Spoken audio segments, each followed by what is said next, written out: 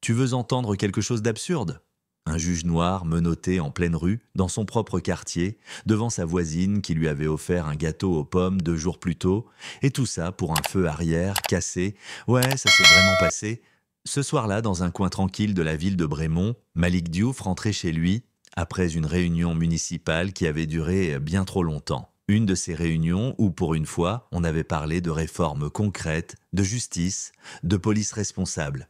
Tu vois le genre. Il roulait doucement, fenêtres entr'ouvertes, la brise de printemps lui effleurant les joues. Son SUV glissait sur Oakwood Avenue, une rue qu'il connaissait comme sa poche, chaque maison, chaque clôture, chaque chien derrière chaque portail. À ce moment-là, il ne pensait qu'à une chose: se poser un instant, mettre ses jambes en l'air et peut-être manger un reste de mafé dans le frigo.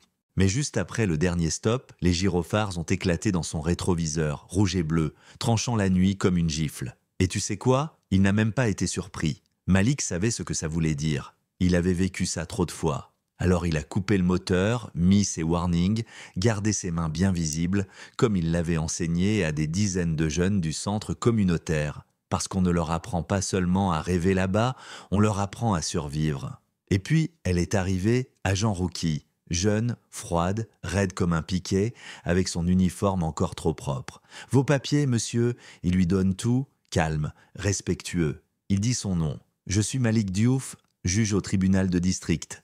Je reviens d'une réunion avec le conseil municipal. » Aucune réaction, pas un clignement. Elle regarde à l'intérieur du véhicule, penche la tête comme si elle cherchait un alien entre les sièges. Feu arrière défectueux. « Vous étiez au courant ? » ?»« Non, mais merci. Je le ferai réparer dès demain matin. » Elle fronce les sourcils. « C'est votre voiture ? Tu vois venir, hein ?» Ce genre de questions qui ne cherchent pas une réponse, juste une justification pour aller plus loin. Et c'est ce qu'elle fait. Elle appelle du renfort. 2 autres agents débarquent. Une tension dans l'air, palpable, collante. Le sergent Hugo Lamarre, large d'épaules et de préjugés, jette un coup d'œil à Malik comme s'il avait volé la Joconde. À ce moment-là, les rideaux commencent à bouger. Les porches s'allument. Les voisins sortent. Et parmi eux, Madame Gisèle Mandy, 73 ans, retraitée, ancienne prof de lettres. Elle croise les bras, le regard fixé sur la scène, comme si elle pressentait la suite. Et elle avait raison. « Descendez du véhicule, monsieur. »« Est-ce que j'ai fait quelque chose d'illégal ?» demande Malik. Pas de réponse, il le menotte, lentement, méthodiquement. Comme s'il voulait ça que tout le monde voit bien, et pendant qu'il reste là, menotté, humilié, un des agents ouvre le coffre de sa voiture. Et là, un sac de sport. Plein de billets, des petits sachets plastiques, ce genre de preuves qu'on sort dans les séries. Ou quand on veut que quelqu'un ait l'air coupable à tout prix. Silence de mort, puis une voix. C'est pas à lui ce sac. C'était Gisèle. Et tout le quartier s'est réveillé d'un coup. Les téléphones se sont levés, des ados ont lancé des directs sur TikTok. Et c'est là que la surprise est entrée dans la partie. Un gros 4x4 noir s'est arrêté en plein milieu de la rue. Et qui en sort? Pas un avocat, pas un politicien, mais Bamba Konaté, ancienne star du basket, devenu militant local. Une légende du quartier, il sort calmement, téléphone à la main, filmant tout.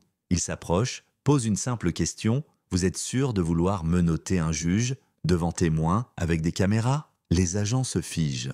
Mais le sergent Lamarre tente de rester droit. On suit le protocole. Protocole mon œil. La foule gonfle, les slogans fusent. On connaît Malik. Il a aidé nos enfants. Et puis encore une surprise.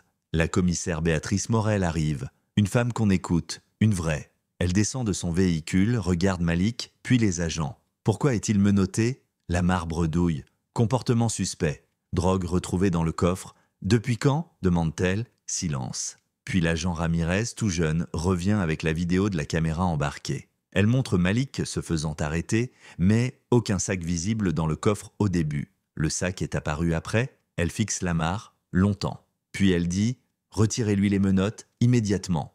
Et quand c'est fait, Malik ne dit rien. Il lève juste les yeux vers Gisèle, puis vers la foule, et il murmure « Je vais bien, mais ce n'est pas normal ». Ce soir-là, les réseaux sociaux ont explosé. Et 3 jours plus tard, une réunion publique a rassemblé tout Brémont. Malik y a pris la parole, pas pour se plaindre, pas pour se venger, mais pour raconter. J'ai suivi toutes les règles et j'ai fini les poignets liés. Ce n'est pas moi qu'on a attaqué, c'est la dignité de tout un quartier. Et là, une autre surprise. L'agente Monroe, la jeune, se lève, monte sur scène. Elle tremble, elle s'excuse, publiquement. Je n'ai pas vu un homme, j'ai vu un cliché. Et j'ai eu tort. Les avis sont partagés. Certains l'applaudissent, d'autres détournent le regard. Mais ce moment, il compte, parce qu'à partir de là, des choses changent. Des formations contre les biais sont mises en place, des caméras sont installées partout, des conseils citoyens sont intégrés aux enquêtes internes. Et Malik, il n'arrête pas. Il visite les écoles, il écoute, il construit. Un an plus tard, sur cette même rue où il avait été humilié, un festival est organisé. Musique, rire, bouffe. Et au micro, Malik dit une phrase toute simple. On ne s'est pas vengé, on s'est relevé, ensemble. Alors maintenant, c'est à vous. Était-ce assez? Devrait-on aller plus loin? Le pardon suffit-il quand l'humiliation est publique? Partagez vos avis en commentaire. Justice ou illusion de justice? On veut vous lire.